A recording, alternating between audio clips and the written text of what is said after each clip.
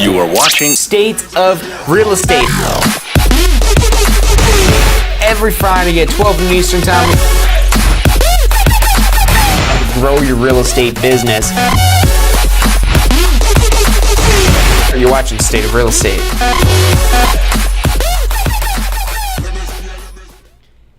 Hey, it is 12 noon on Friday, which means it's time for this week's episode of State of Real Estate. I'm Jon Carissimo, and this show is brought to you by the Tampa School of Real Estate. If you're thinking about starting or enhancing your real estate career, visit tampaschool.com or give us a call at 813-928-0106. Our advisors are standing by to answer any questions you have and help you in any way they can. And also, if you're trying to pass your exam, whether it's the class or the state exam, be sure to check out passfirsttry.com for a recommended strategy of how to pass your class and state exams on the first try. We've got the tools to help you do just that. I'm one of the success stories of the strategies. That's kind of how we came up with these strategies to help you pass your exams on the first try, and also the thousands of students we've helped get their real estate license.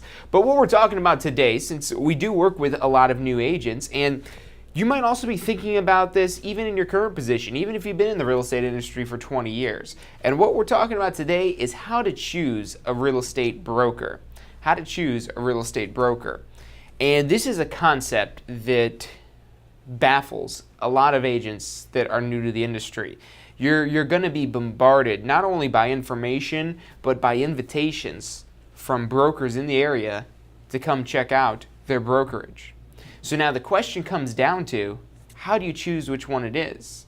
You're getting all kinds of letters and emails and phone calls and all kinds of information from all kinds of different brokers throughout the Tampa Bay area, sometimes just throughout Florida. You know, maybe they're one of these kind of like virtual brokers who it's questionable whether or not there's actually even any sort of broker in Florida. So how is it that you decipher which broker you should end up choosing, which broker it is you should end up going with? It's a huge concept, and this could make or break your initial success in the real estate industry. It's not going to be the one thing that either determines whether you're successful or whether you're not. A lot of that more so is up to you, but you do want to make sure you're in the right environment, you're in the right vehicle to set yourself up for success. And this is specifically for new agents, but you know, this might also benefit you if you're questioning, are you right in the brokerage that you're in right now? So we're going to talk about 7 different aspects, 7 different topics that you absolutely need to consider when you're choosing a broker. Things to not judge a book by its cover, because the big misconception, and it's not necessarily a misconception, but more so a familiarity with people starting in the real estate industry. When you get your real estate license, it gets exciting when you get all these offers from all these different brokers, but this is different than a typical job interview process. A typical job interviewing process, you're interviewing the company it is that you'd like to associate yourself with in a brokerage. So in the real world, it's the company interviewing you, but it's reversing it now. You're interviewing that company. It's this massive shift that's occurring. You choosing which brokerage you want to hang your license with is ultimately going to be you deciding which brokerage, not the company deciding if they want to have you. That might be some sort of degree there, but you have this shift where you're in control of this. And what you want to do is kind of understand why you should choose that broker. And how does this fit with your plan for success? So we're going to be talking about 7 topics that you need to know to choose a broker. Now, this is going to be a condensed version of our supplemental course that we're launching within the next week or two. This course is available for free for all of our current students, as well as past students, as well as future students. You'll be able to get the How to Choose a Broker course absolutely free of charge. It's included with all of our course tuitions going forward, and any of our past students, just check your email in the next couple weeks, because you will be receiving a copy with your link to get into this How to Choose a Broker course, because this is something, especially if you haven't chosen a broker yet, you're going to want to know these details. And that course will extrapolate out and go into much more detail and be a little bit more kind of interactive and reflective, so you could actually come up with your strategy and what your ideal broker is going to look like. Because ultimately, why we need to have this How to Choose a Broker course, it's not saying this is the broker that you want. It's how to choose a broker based on what it is that you're looking for in a broker. And in order to do that, first and foremost, you have to understand yourself. But there's these fundamental topics that you need to factor in with this. So we're going to take a quick commercial break. But when we come back, we're going to dive into the details of these 7 things it is that you need to know about choosing a broker. I'm Jon Carissimo. You're watching State of Real Estate. Have you been thinking about starting a career in real estate? Enjoy an entrepreneurial lifestyle that allows for schedule flexibility with unlimited income potential. In real estate, the sky is the limit, and what you put in is what you get out. Learn more about a career in real estate at tampaschool.com. Did you know that statewide, only about 50% of test takers pass their state exam on the first try? At the Tampa School of Real Estate, we've broken down passing class and state exams into 4 simple steps: learning the information, reinforcing the information, testing your knowledge, and being confident and prepared. View the details of the full strategy at passfirsttry.com. That's passfirsttry.com. Do you want to incorporate studying for your real estate exams into your busy schedule? Now you can review the key topics you need to know to pass your class and state exams with our MP3 audio review. Simply pop in your headphones or connect to your car to reinforce crucial information while you exercise or drive. Listen to the first unit for free at mp3audioreview.com. That's mp3audioreview.com.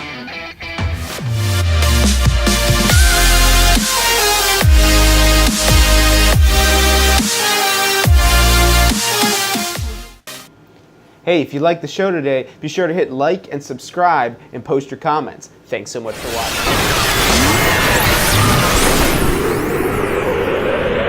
You are watching State of Real Estate. Every Friday at 12 noon Eastern Time. Grow your real estate business. You're watching State of Real Estate. Hey, welcome back to this week's episode of State of Real Estate. Every Friday, 12 noon Eastern Time, we come to you, into your home, into your phone, into your tablets, into whatever device it is that you're watching us on to help you take your real estate business to the next level. Maybe you're already with a brokerage and you're trying to find out if this brokerage is still a good fit for you. Maybe you're trying to jumpstart and kickstart your real estate career to get started on the right foot. It's essential that you do choose a broker that's appropriate for what it is that you're trying to do. And so that's what we're talking about today. But before we get into some of these details, if you're thinking about starting a career in real estate, visit us at tampaschool.com, or also maybe even enhancing your career in real estate, tampaschool.com, or give us a call at 813-928-0106. Our advisors are standing by to answer any questions they can and help you in any way they can. So definitely give us a call, 813-928-0106. But let's get into what we're focusing on today, which is how to choose a broker.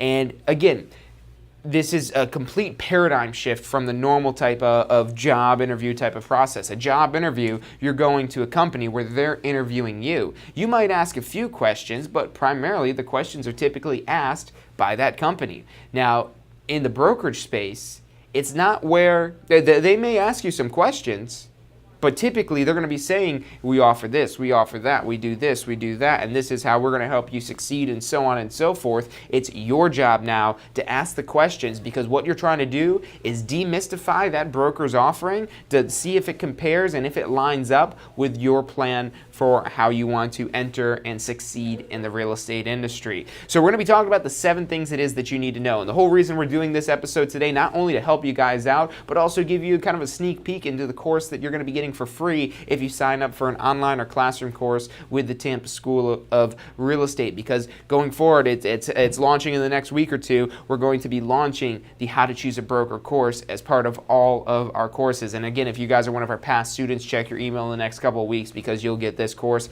as well free of charge. That's how we do more than we can for our students. But anyways, let's get into what these 7 things are.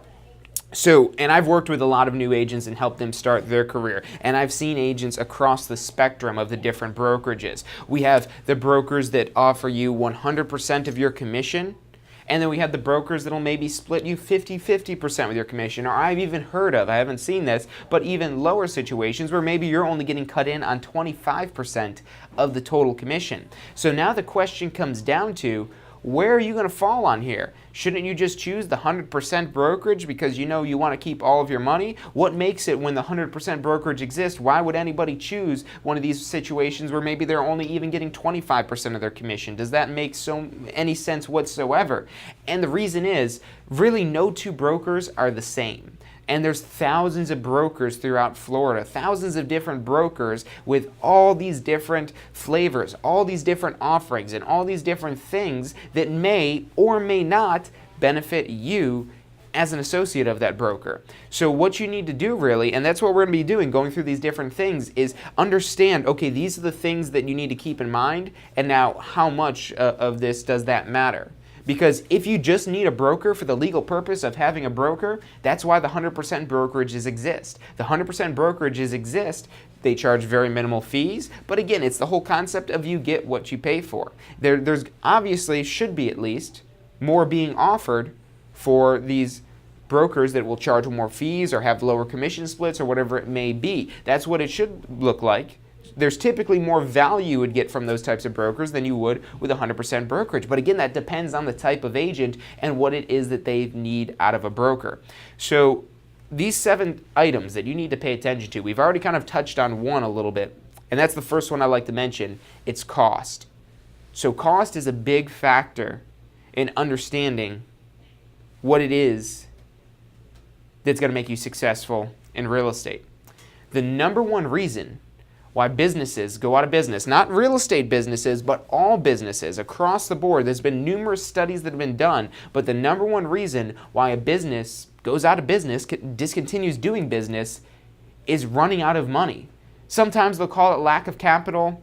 Sometimes you'll hear it say we're not having enough sales. Sometimes they'll say the expenses are out of control.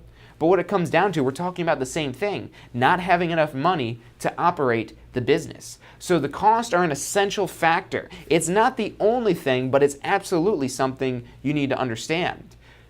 Even as a sales associate or a broker associate, or if you're out there opening your own brokerage, you're running a business. As a sales associate, yes, you're hanging your license with a broker, but you're very much still a business within a business. You're typically a 1099 independent contractor, so it's like you're running a business within a business, and you will have your own cost it is to manage. Depending on what it is the brokerage is offering, they'll have certain costs maybe that they're managing, but you'll have your own costs, even if it is just things like your licensing fees, your realtor fees, your post-licensing, continuing education, and all these additional things that you'll have to keep in mind and manage here.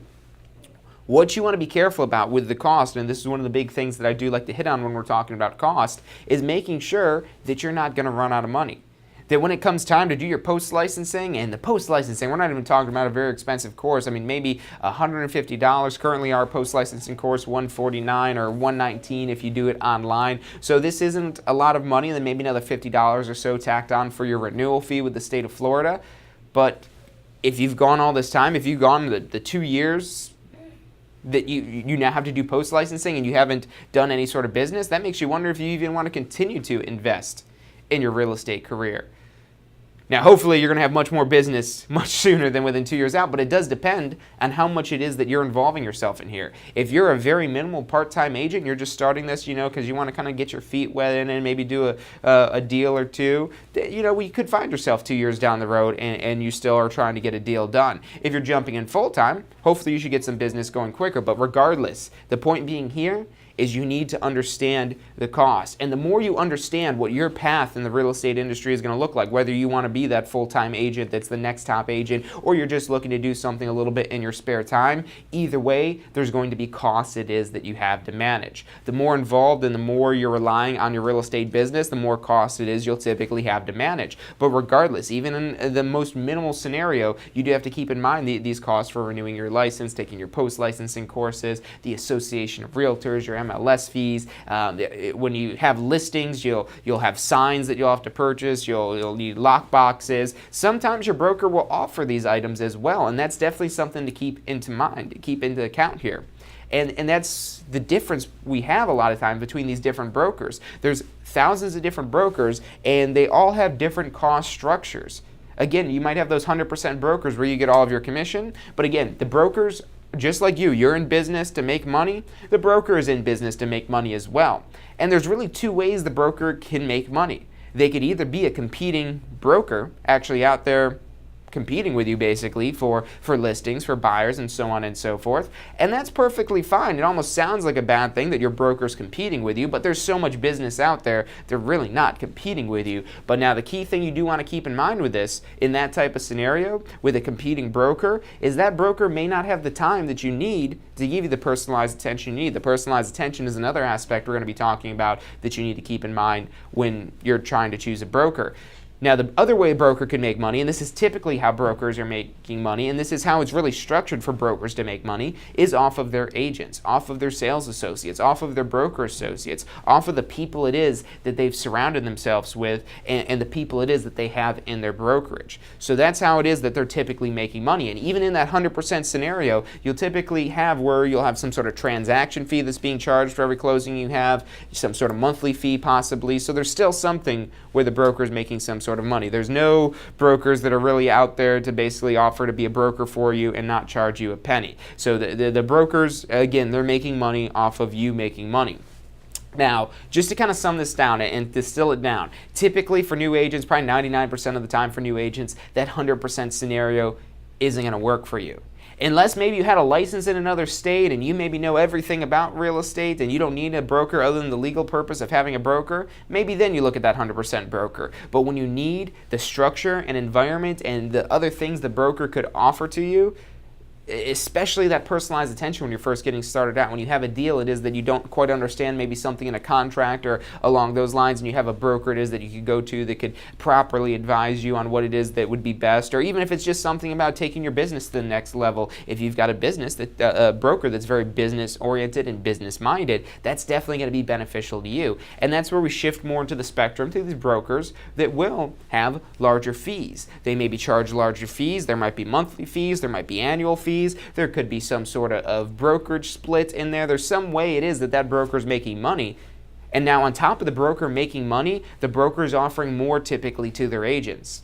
The 100% broker is very minimal for what it is that you're going to get from a broker. The brokers that do charge the higher fees, yes, they are still making money like any broker is in the business to do, to make money, but now they're going to be offering more value, because in the marketplace that we live in, if you want to sell something, there has to be an exchange of value. No one's going to pay for something that they don't see value in. And that's what you're trying to make the determination of, is what they're offering valuable to you. There could be all kinds of different things they offer, from websites to trainings to lead generation to all these different things that you definitely want to keep in mind when you're trying to decipher how much that brokerage is going to really cost you.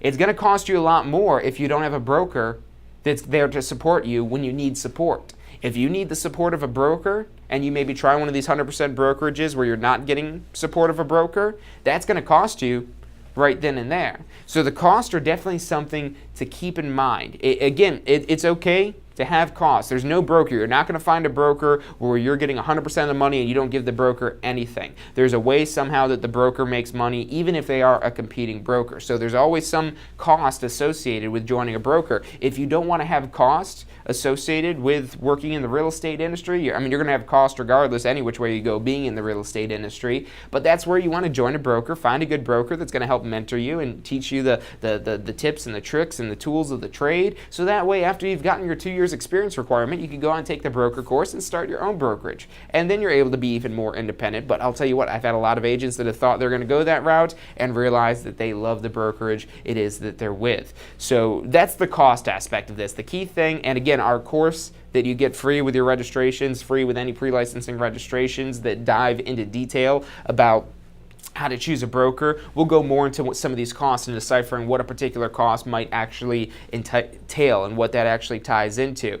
So that's really the key thing here, is are the costs that they're charging, are you getting value in return for that?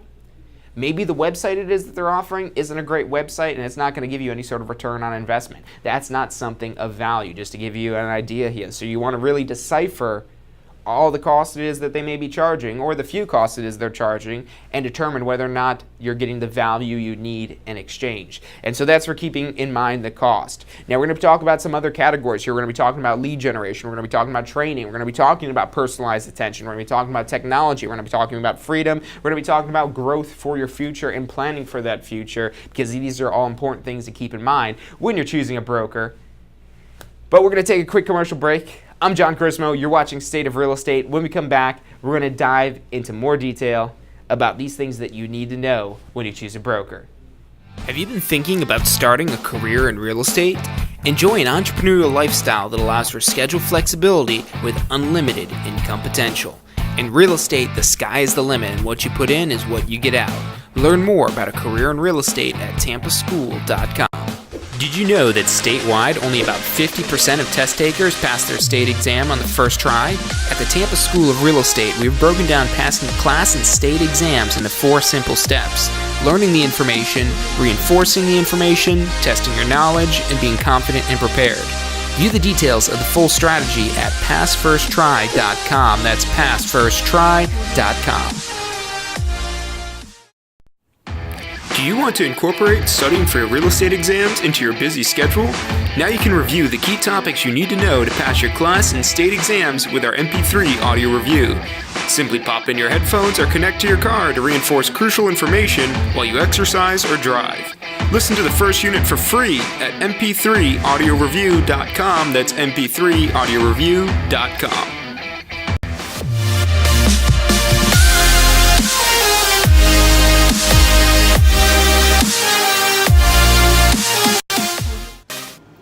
Hey, if you liked the show today, be sure to hit like and subscribe and post your comments. Thanks so much for watching.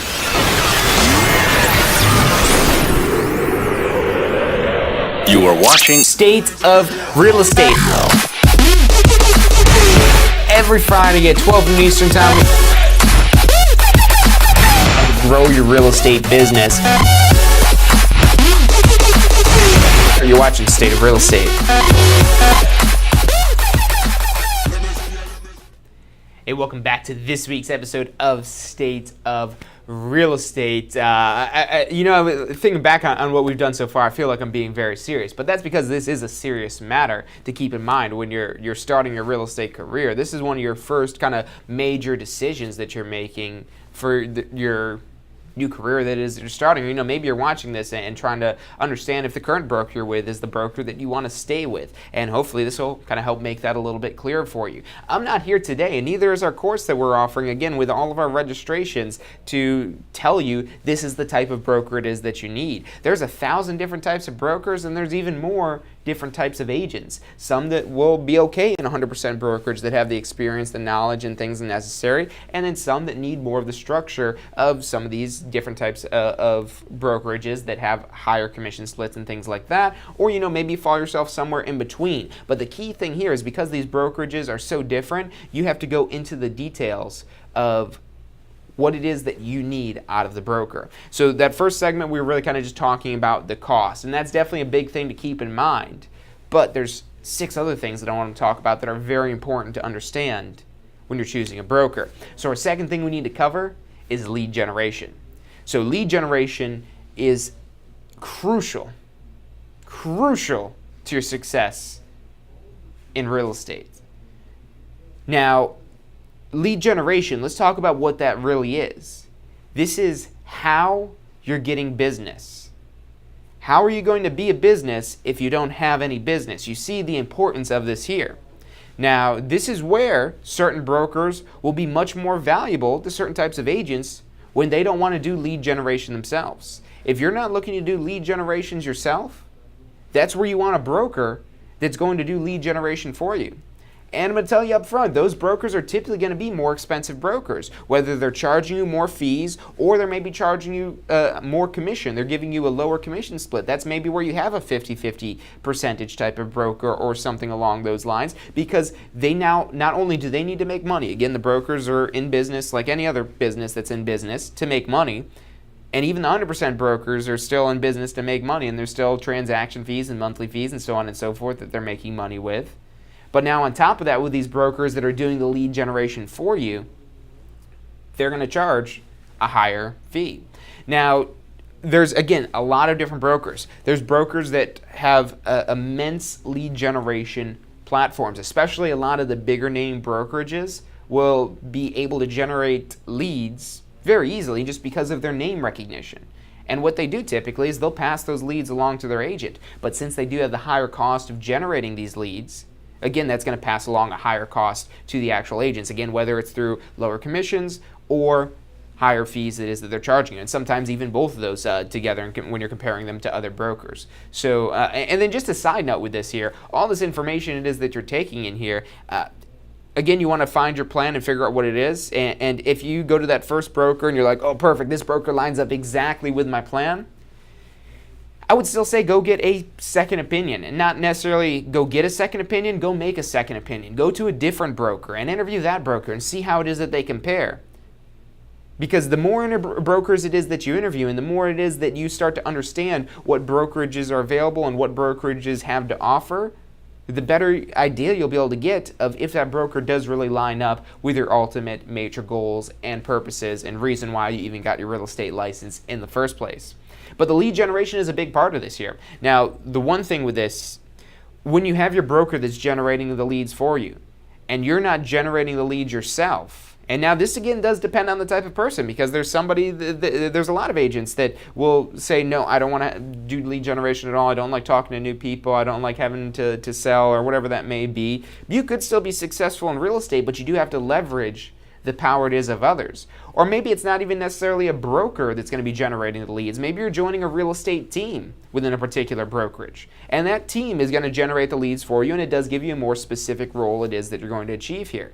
And that works for a lot of agents. That's why those brokerages and those team concepts and those exist, because that works for a lot of agents. But again, there's certain agents that want to be a little bit more in control. Personally, I would want a little bit more control. I wouldn't want to rely on somebody else for the lead generation. It might be nice if they are offering leads, but again, going back to managing cost and things like that, if there's an excessive cost increase, you maybe would be able to generate leads yourself. And let's just talk about a couple of the quick ways to generate leads here. I've got a list of some of them here. You could set up a website. You could advertise on Zillow. You could get them from your broker. You could hold open houses. You could go door knocking. You could do cold calls. You could check on for sale by owners or expired listings. You could have investor seminars if you're looking to work with investors. You could have first-time homebuyer seminars if you're working with people who are first-time homebuyers. Maybe people that are renters, converting them into first-time home buyers. Maybe you're having networking groups that you're doing, or you're getting referrals from past customers or family or friends, or maybe you're doing Google advertising or Facebook or Instagram and all these social media channels that are out there, or maybe you're sending out mailings, or maybe you're doing a neighborhood newsletter, or maybe you're doing some sort of community events. There's 1,000 different ways to generate leads. And what I recommend is, even if your broker is offering you leads and it's more leads even than if you even know what to do with, I would still say go out there and try to do some lead generation. Because really, I mean, this kind of depends on the person again, but you can never really have too much business. You could go out there and you could get an additional lead on top of your broker lead. And typically with these brokers offering leads, if you're getting a lead yourself, they would typically maybe even pay you a higher commission. So there's a lot of details behind this here that tie into this cost aspect. But again, this lead generation can get expensive, especially if you want to set up a good website. It doesn't matter if you have the greatest website in the world, and I do want to hit on this point specifically here. It doesn't matter if you have the greatest website in the world. If you don't have people going on that website, that website is all for nothing. So you have to usually, until you can, and it's not where you make a website, all of a sudden Google's like, oh, you're the best real estate website, let me put you on top of Zillow. No, you're competing now with Zillow, with Trulia, with Realtor.com, with Homes.com, with ForSaleByOwner.com, with all these real estate websites, as well as every other brokerage that has a website, as well as every other agent that has a website. So don't count on search engine optimization. Even if you're an expert at that, it's going to be hard to beat out Trulia, Zillow, Homes.com, Realtor.com. It's almost impossible really to beat out those certain types of websites for a lot of the search results. So search engine optimization, that's going to be a tough break. That's going to be something I wouldn't count on. So what you have to count on if you are doing a website is putting money behind that website, advertising that website, because the real easy way to beat out Zillow and the advertisements, it's the easy way, but it's the expensive way, is to just go on Google and do the pay-per-click advertising. You might be paying $1, $2, $3. I've seen clicks as high as like $20, $25 for very specialized types of clicks it is that you're getting. So you're going to have to put a lot of money behind that website in addition to just the cost of getting the website. And whether you're actually paying for a website service that creates the website for you, or you're going out there and building the website yourself, and then you have to think of that time it's costing you to build the website, and is that the best use of your time, or should you be out there just going knocking on doors, because that's going to be a lot more efficient way to get new business with that. Now, ultimately, you do want to have a website, even if you're not getting a lot of traffic on the website, because you're going to want to have a business card, and on that business card, you're going to want to have some sort of website where people could go on and, maybe search for some homes and things like that. A website is a great tool, but do not underestimate. Again, rule number one, don't underestimate these costs, and try to figure out what that worst case scenario is. How long can I really go without selling anything and still be able to stay in business? And that's keeping in track in this. And if you keep in mind that worst case scenario, hopefully that doesn't happen, but in case it does, that's going to give you a lot more certainty and stability when you're entering into this new career, figuring out what that ultimate bottom line number, kind of minimizing your costs to see how far you could go. You're really in survival mode until you get that first deal under your belt. So there's all these methods for generating leads, and I just want to pick out a couple in here. I want to talk specifically about holding open houses. Open houses specifically, I think, is one of the best way for new agents to go out there and generate new business. Even if you're getting leads from your broker or whatever it may be, but open houses are a phenomenal tool, not only to generate leads, because if you have people walking into this open house, the statistic is, and we did a whole episode of State of Real Estate on open houses, but the statistic is less than 1% of houses sell as a result of an open house. So your goal and your purpose of holding that open house isn't necessarily to sell that house you're holding open. It's to get some leads. It's to get buyer leads. It's to get seller leads. It's to just get your name out there in a neighborhood that you're trying to target. So to take into account, okay, yeah, I want to do open houses, what you want to find, because until you have a listing yourself, that's the only way you're going to be able to control being able to do an open house. And even that owner might not want you doing open houses. So a good thing to do is find a brokerage that maybe the broker has listings, or there's other agents in the office that have listings and that they don't want to do open houses, that they'll allow you to hold their house open. And that's a pretty commonplace thing you could find with most brokerages. But you do want to make sure that inventory, those listings are available. And there's other ways you can go around this as well. If you've got a lot of new construction in your area, like we do throughout the Tampa Bay area, there's a lot of new construction surrounding the Tampa market. You could go to these home builders, and they'll typically, last week we had David Cribbs on here, and he was talking about how one of the big things to do is the model minding, aka holding an open house on a new construction model home.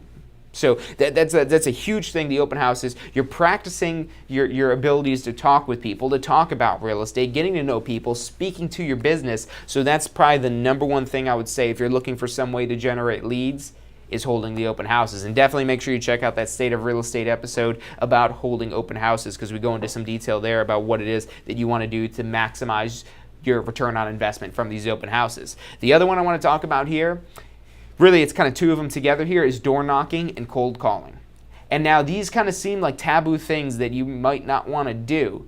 And there's a lot of negative things you've probably heard about people like door-to-door salesmen or things like that, and saying, oh, I don't want to be a door-to-door salesman, or I don't want to be calling people, they're going to hang up on me, and so on and so forth. And I mean, when you're a genuine person, and when you're nice and you're not pushy, and you are once you've practiced to actually talking with people and speaking about your business in a way that really isn't too aggressive, the door knocking could be a phenomenal way to generate leads. And what you're finding with the open houses, the door knocking, and the cold calling, because the reason why I picked these out specifically is with these three methods, you're able to identify the people that want to do business now, especially with the open house. They're walking into a property. They're walking into basically a house showroom, if you could think of it. And they're basically, they're maybe not ready to buy right now, but they're thinking about buying. They're ready to think about buying. And those are the people that are the easiest to turn into some sort of deal. Because you could have a million clients, but if none of them want to buy a house, that's a problem for you.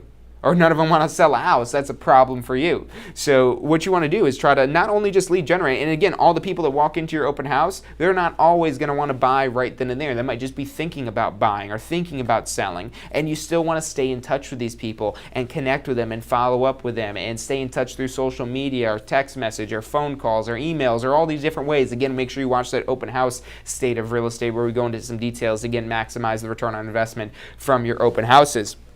So those specifically, you've got almost immediate business from those. A lot of these other methods, a website, these are people that, again, yes, they may be thinking about buying a home, but these are people that are, just barely thinking about it. The people that are walking into a house have definitely given some thought, maybe given it a lot more thought. Maybe the people that are on your website, they're just dreaming about the luxury homes that they could maybe afford someday, which if, maybe they're broke and they've got no ambition and they just got the dreams of these luxury houses, that's probably not a good client for you. Who knows, maybe it could turn into some sort of deal, but again, with these other methods, it's a lot more long-term. Again, sending postcards or mailers or networking groups, going to community events, these are all great ways to lead generate as well, but they're probably not going to be as good of a return on investment as you'll get from holding an open house, door knocking, or cold calling. You could have the best advertisements in the world and be paying millions of dollars and getting a great return on investment from your advertising, and those are definitely more scalable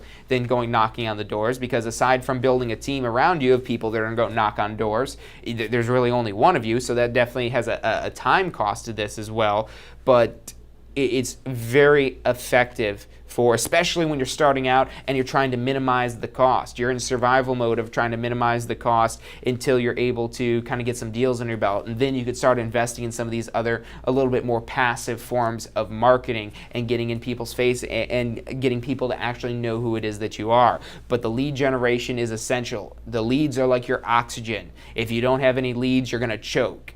And your business is going to choke, because eventually you're going to run out of money to continue sustaining your business until it is that you're able to close a deal. So make sure it is that you know what you're doing when you're lead generating. We're going to take another quick commercial break, but when we come back, we're going to dive into more details about the things you need to know when choosing a broker. I'm Jon Carissimo. You're watching State of Real Estate. Have you been thinking about starting a career in real estate? Enjoy an entrepreneurial lifestyle that allows for schedule flexibility with unlimited income potential.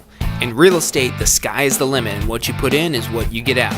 Learn more about a career in real estate at tampaschool.com.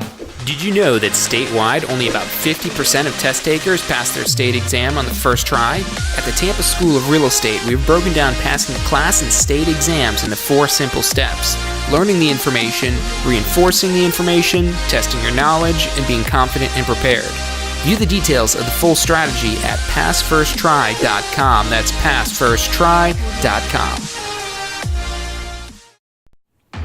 Do you want to incorporate studying for your real estate exams into your busy schedule? Now you can review the key topics you need to know to pass your class and state exams with our MP3 audio review. Simply pop in your headphones or connect to your car to reinforce crucial information while you exercise or drive. Listen to the first unit for free at mp3audioreview.com. That's mp3audioreview.com.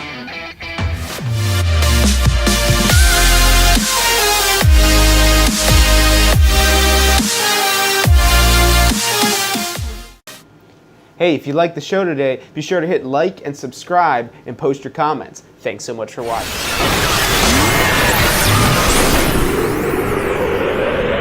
You are watching State of Real Estate.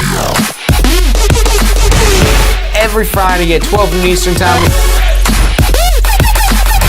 Grow your real estate business. You're watching State of Real Estate. Hey, welcome back to this week's episode of State of Real Estate. I'm Jon Carissimo, and this show is brought to you by the Tampa School of Real Estate. If you're thinking about starting or enhancing your real estate career, visit tampaschool.com or give one of our advisors a call at 813-928-0106. They're standing by to answer any questions you have and help you in any way they can. And you'll definitely want to give them a call if you're thinking about starting your career in real estate, because this whole show today that we're doing, and we do again State of Real Estate every Friday, 12 noon Eastern time, but the reason why we're doing this week's episode is to give you guys a little bit of a sneak preview to the course that's going to be included with all of our registrations going forward. It's how to choose a real estate broker. This is one of the number one questions we get asked by our students, and it's information you need to know. So far, we've talked about understanding the cost and whether or not you're getting a return on investment from the cost it is that the broker has. We've talked about lead generation, and these are two of the most important things. Really, the costs don't matter if you're able to lead generate effectively, because if you've got more sales than you know what to do with, your costs are going to have a hard time catching up with all the income it is that you're generating with that. So the lead generation is huge. And the lead generation refers to how are you getting new business? Where are you getting clients from? Where are you getting deals from? And that's an essential part. If you think of how you end up making money in real estate and when you end up getting a commission check, you reverse engineer that all the way down to number one, having a person that wants to do business with you. And how do you find that person that wants to do business with you? That's what lead generation is for. This is generating your business. And without lead generation, whether it's you're doing it yourself, or you're going to count on your broker to do that for you, and again, that factors in when you're choosing a broker of understanding what your plan is to generate leads. And I know we did talk about that quite a bit, but in that course, it goes into even more detail and some tips on some of these strategies that you could implement right away. And again, if some of you guys are past students watching that, the course hasn't been launched yet, so you're going to get that in your email soon. You'll be able to check that out and go through the how to choose a broker course. Maybe even if you've already chosen a broker, that'll help you understand if you want to stay with that broker, maybe down the road, or maybe today you want to get out there and go find a new broker. So those are our first two. We've got cost and leads. The third thing I want to talk about is training. And we're a real estate school. I'm a real estate instructor. We do these State of Real Estates every Friday, and well as Ask the Instructor every Wednesday, to train people, to help them understand. And I have people that come to me, John, why are you giving so much information out for free? You could easily charge money for what you're saying on State of Real Estate, or you could make some sort of extra exam prep thing for what you're doing on Ask the Instructor. Why are you giving that all out for free? And the reason why is because there's just so much information that's out there. That's just the tip of the iceberg. Even with this whole hour-long episode we're spending today on State of Real Estate, this is just the tip of the iceberg of the course that's free when you sign up for a course with us. This How to Choose a Broker course, and we go into much more detail than what we're talking about here. So there's so much information out there in the real estate industry. Even your pre-licensing course, that's just an introduction really to the real estate industry. There's still so much more information available out there, and there's a lot of information that's required for certain aspects. Again, that course, it's a great introduction. You learn about a lot of things, but you got to choose the path it is that you're going down and tie in the right training at the right time. That's one of the key things that I want you to know here is you need the right training at the right time. Now, the question is, what is the right training? So what is the right training? Well, if you're trying to get your first deal under your belt, get your first closing under your belt, get your first house sold, or help your first buyers buy their house, then you're going to need some particular training. If you're trying to lead generate, if you're trying to go knock on doors, if you go knock on doors without having any sort of training or any sort of knowledge of what it is that you're going to say, your door knocking is not going to be very effective. But when you know the right things to say, when you know the right body language to have, when you know the right things that your clients are looking for, when you're trained properly, those become very easy. And that's why there's a lot of stigmas of going back to like the door knocking and cold calling, because a lot of people don't know how to do that. When you know how to do that and you know the results that are possible when you're doing it effectively, it becomes very easy. So the right training at the right time is crucial. And there's two ways you go about this. You could go seek out that training yourself. We've got a lot of different things that could train you on different topics. We've got a lot of courses that'll give you even continuing education credit when you want to learn maybe more about commercial real estate, or you want to learn more about planning for your business. Our post-licensing course focuses on a lot of the real-world topics that are things like planning your business and specializing in a certain market and things of that nature. So the information is available, and brokers also have these trainings available as well. Now, your 100% brokers, they're probably not going to offer training. There may be brokers that are 100% brokers that maybe charge some sort of fee that offer training. But again, the broker's in business to make money, and the more things it is that they offer to you as an associate, the more that's going to cost them. And there's going to be the point where there's going to be higher cost for the more it is that they offer you. And that's, again, the whole concept of you get what you pay for. You got to read into it a little bit more. Again, don't judge the book by its cover. That's why we're going through these details here of the things it is that you need to know. But what you want to find out is the training it is that they are offering, if they are offering training, because it is okay maybe that you choose a broker that doesn't offer the training. But then you have to go out and seek that training yourself, because you're going to need training one way or another, whether it's you finding it yourself or it's you're going through your broker for that training. Some brokers have phenomenal training programs that turn out new agents that could do anything in the real estate industry at any time and know every in and out it is that they need to know. But at the same time, there's brokers that do offer training, but maybe it's not training on things that you actually need at that. It might be good training, it might be good knowledge and good information, but it might not be the right training at the right time for you. So you want to find out what it is that you need to know, and part of that comes to, number one, figuring out how you're going to lead generate. And okay, once you figure out how it is that you're going to get leads, understand what training it is that you need to do that one type of lead generation, or maybe the two types of lead generation. Maybe you're going to hold open houses. You get some training, even just watching that State of Real Estate episode, that will probably be enough for you to have a great open house, or a much better open house than if you just walked in there and said, oh, okay, let's do open house. So that training's available, and it's available. There's a bunch for free. There's a bunch that you could pay for, and there's a bunch that your broker is going to offer as well, but you're going to need the training from somewhere. Now, tying back into that right training at the right time, one of the things that I want to touch on next is the personalized attention. Personalized attention is very important, especially when you're a new agent, because when you're a new agent, you're almost overwhelmed by all the information and just all the flyers and emails and letters and postcards and phone calls that you're getting from brokers about why you should go choose that broker. That's overwhelming. So there's so much information. I get overwhelmed by information every day, because as much as I know about real estate, I'm learning new things about real estate every single day. There's no end. We live in the information age. There's so much information that is available, and ultimately you want to know everything, but you're not going to be able to know everything and then go do a deal. You could go try to learn everything, and you'll spend a lifetime learning everything, and you still won't know everything. And what you have to understand, again, you need the right training at the right time, the key details that you need at this point in time to help you for the things that you have immediately in front of you. You don't need to know everything about the real estate industry to close some sort of deal. I'll say that again. You do not need to know everything about the real estate industry to close a deal. You need to know the right information at the right time, and again, have the right training at the right time. And that again falls back to this personalized attention, because even though the broker may be offering training, and maybe you took a great training about lead generation, you did great with lead generation, then you took a class on a contract, and then you have something in a contract that you don't quite understand. That personalized attention is huge here. The personalized attention of having a broker, and this doesn't always have to be the broker, because maybe you're at a very large brokerage. And if you're on your own in a very large brokerage and there's no personalized attention from the broker or from anybody that's paying attention to you and helping you, then that's going to be a tough break for you. There's going to be a lot that you rely on yourself. But maybe you have a broker that's very involved in developing their agents. That's great.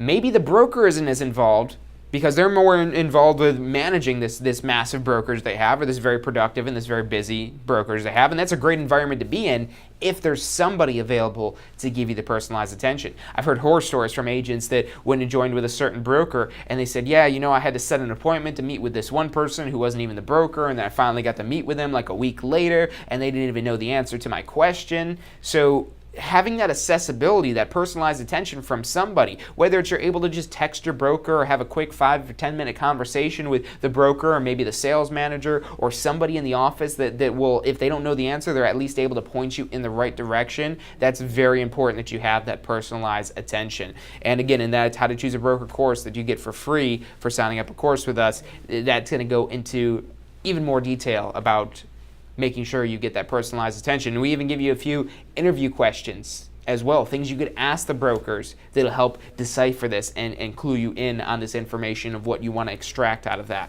as well as helping being a little bit more engaging and interactive in developing your plan for success. Next thing I want to talk about is technology. So technology, we live in the information age, but also the technology age. Technology is everywhere around us. We have cars driving themselves. I'm coming to you live through Facebook, and yeah, we've got a pretty neat little studio here. We've got the Video Genius back there running the show. We've got all this cool stuff, but this wasn't possible. I mean, yeah, it was possible maybe 20 years ago, 10 years ago even, but it was, we had to be a news station really to do something like this. But now with the technology that's available, it changes everything, and it's changed the real estate industry as well. Because 20 years ago, there wasn't a Zillow that people went on. There were some online websites, but they're mostly run by brokers. And now there's Zillow that's out there disrupting the real estate world. And there's a lot of people that love Zillow, a lot of agents that love Zillow, a lot of agents and brokers, sales associates, brokers, broker associates that love Zillow, and a lot that despise Zillow.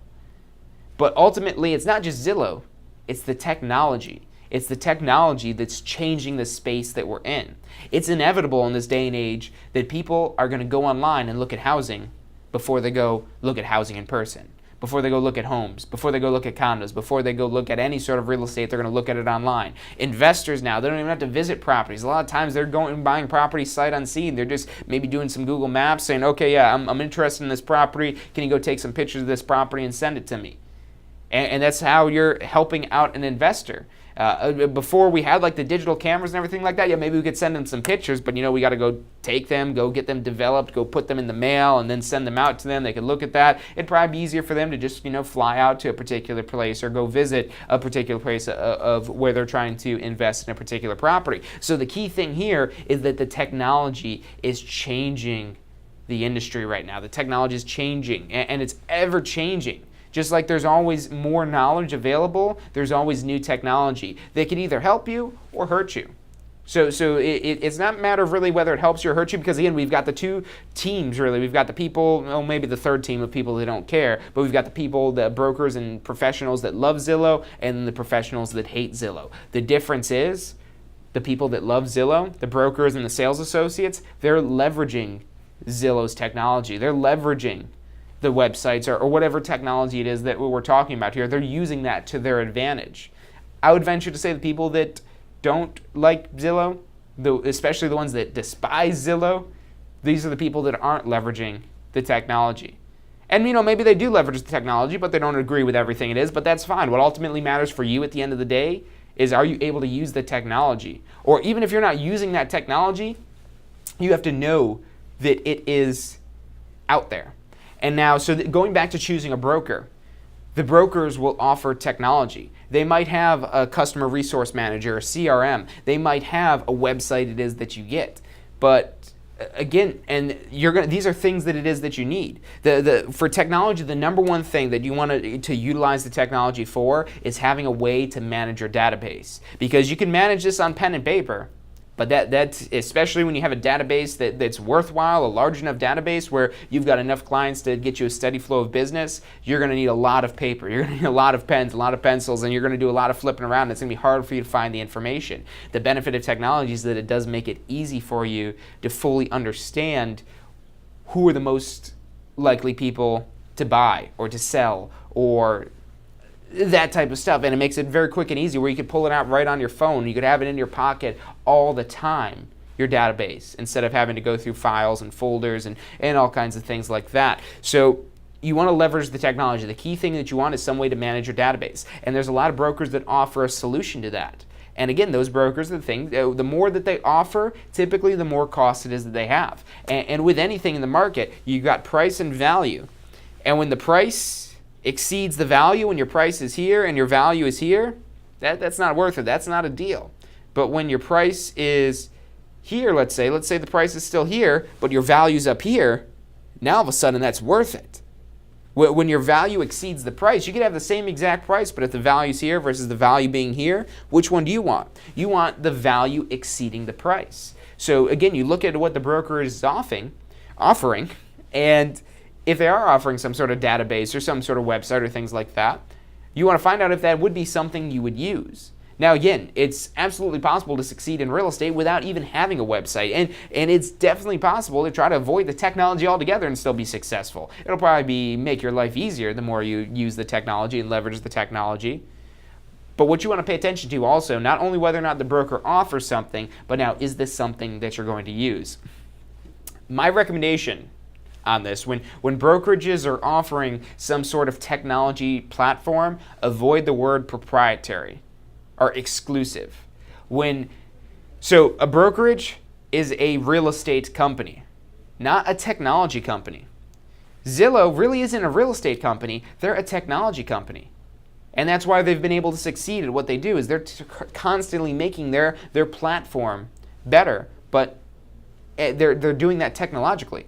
A brokerage, if they have their own platform, their own software, their own service it is that they're using, it's typically going to be done by some sort of third party where they pay some sort of contract, maybe $50,000, $100,000 to have them develop this software, but then they probably don't update that software for years at a time, so it's very quickly outdated. Now, if they're using some sort of third party, maybe they've got a partnership with Zillow or Homes.com or Realtor.com or any of these websites out there that have tools, all these CRM tools and all the things that I could go on all day of just listing what's available and what's out there, and that probably would be a little bit better. Or again, you always have that option of using one of those systems yourself. But again, if you're using the system yourself and it's not the broker offering that, that goes back to our personalized attention here.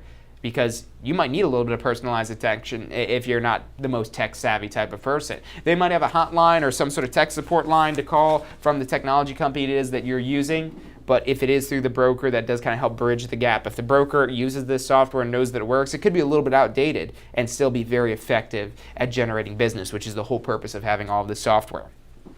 The last two things that I want to talk about are freedom and your growth and future.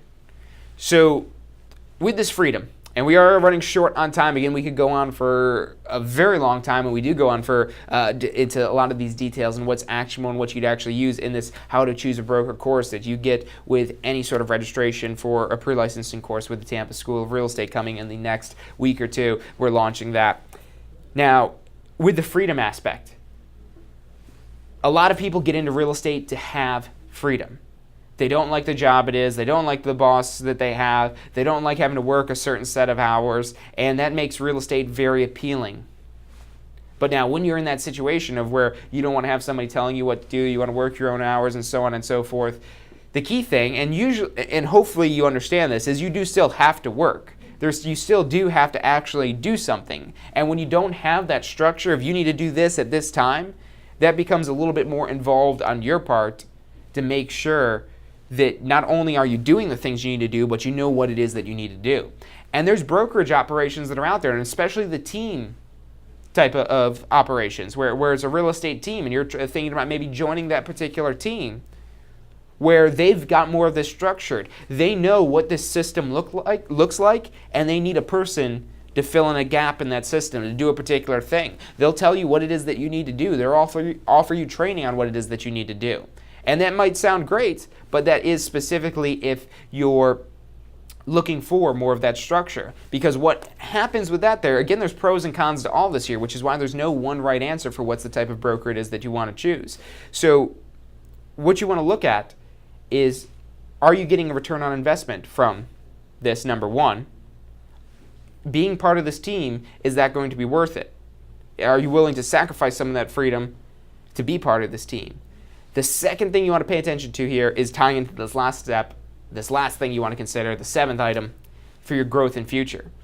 Because when you're involved in this team environment, it's great to have that structure, but you're a little bit more limited.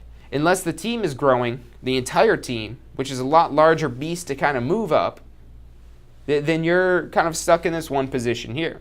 And that's where you have these lower percentages of commissions. That's maybe where you have a 25% commission cut because you're just responsible for this one small part of the sales process, and you have your team that you're leveraging around you to assist you with that.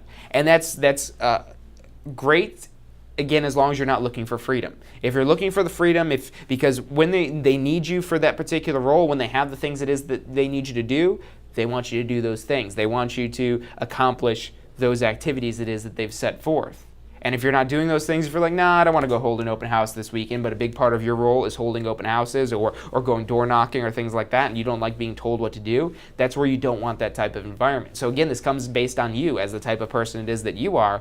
How much freedom is it that you're looking for in the real estate industry? And using that, again, see whether or not this brokerage or the team or whatever it is that you're thinking about joining lines up with your vision. And again, tying into our seventh item here, the growth in the future. And so the broker that you're picking doesn't have to be the perfect broker for you always and forever. You can always change brokers. Although this could exist, I've yet to hear of a brokerage that has some sort of agreement where you're basically bound to them. And for the most part, I don't think they could actually do that. Really, the non-compete things and all that other stuff that you see across different industries don't even work for the most part. So you could always basically just take your business, take your business within a business to another brokerage. But the key thing you want to remember, and you'll learn this in the pre-licensing course if you haven't taken it already, and you should remember it from the pre-licensing course, is that everything you're doing is on behalf of the broker.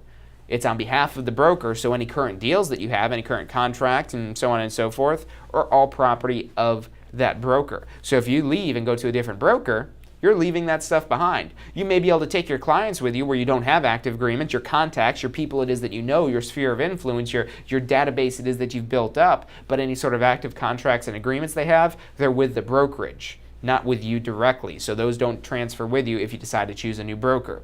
So it's not the end of the world when you're transferring, but especially the deeper it is that you get into it, the harder it is it's going to be to move away. So ultimately, yes, you could always change brokers, but you do want to consider, okay, is it going to be an easy change that I make? Or do I want to try to stay with this broker? Does this broker have a system that allows me to develop myself further? Some brokerages already have a pre-negotiated commission increase as you either complete trainings, as you earn more commission money once you go over a certain amount of sales, because a lot of agents will go in there and say, hey, I'm going to be a top producer, therefore I don't want the commission you're offering, I want to negotiate this % commission split. And even if they're not having this structure already of saying, okay, you sell $100,000 and you earn $100,000 in commission and we're going to bump you up to this commission split, even if they don't have that already, a lot of times you could actually negotiate those things, because if you're a top producer, the broker probably wants to keep you as part of their organization. But what you want to do is figure out what that future looks like for you, what it is that's your end goal, because you might not want to be a top producer. You might not want to be the next $1 million agent with your own TV show or whatever it is that you're going on about. Maybe you just want to do something in the part-time to help fill your spare time. Or maybe, you're retired and you're just looking for something fun to do and to help people out and make some money in the meantime. So again, it goes back to what it is that you're looking for out of a broker, what your ultimate final vision and goals look like, and then reverse engineering those to understand what steps it is that you need to take to get to that goal, and most importantly, what things and what items and what tasks you need to be doing every single day to achieve whatever goal it is that you've got set forth. And then once you've got that detailed and laid out and planned out, now you could ask yourself that question and come up with some detailed questions to ask brokers of, does this broker fit in with my long-term plan? And so those are the things it is that you want to keep in mind. Just to recap these, we've got the cost, we've got leads, we've got training, we've got personalized attention, we've got technology, we've got freedom, and we've got growth. Are there other things to consider when choosing a broker? Absolutely. But are these probably the most important things that you need to know? Definitely.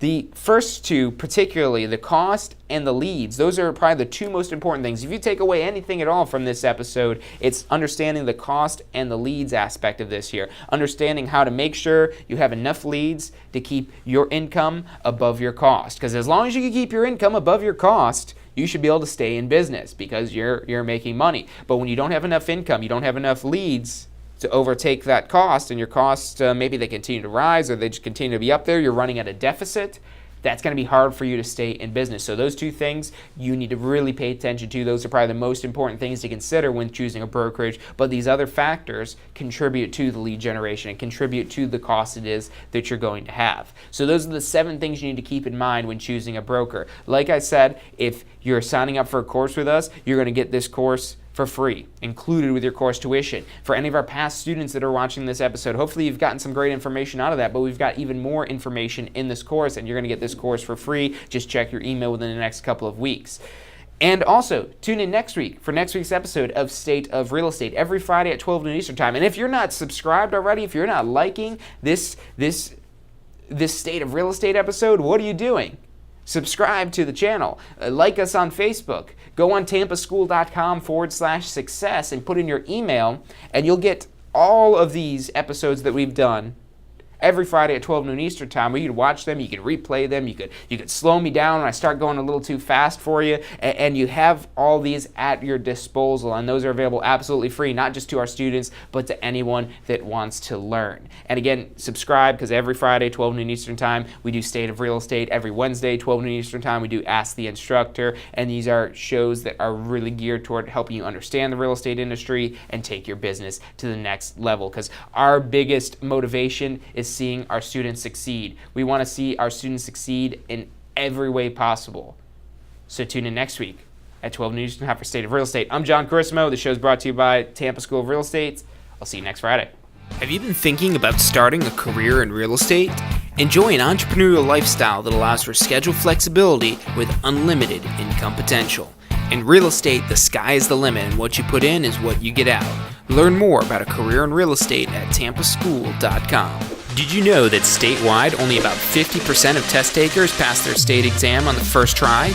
At the Tampa School of Real Estate, we've broken down passing the class and state exams into 4 simple steps: learning the information, reinforcing the information, testing your knowledge, and being confident and prepared.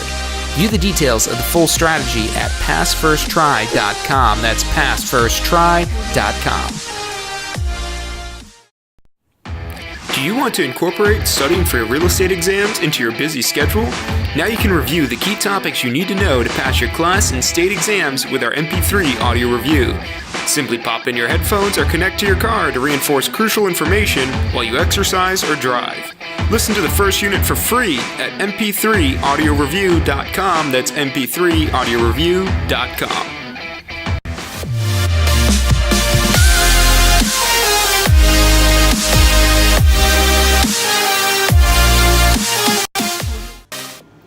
Hey, if you liked the show today, be sure to hit like and subscribe and post your comments. Thanks so much for watching.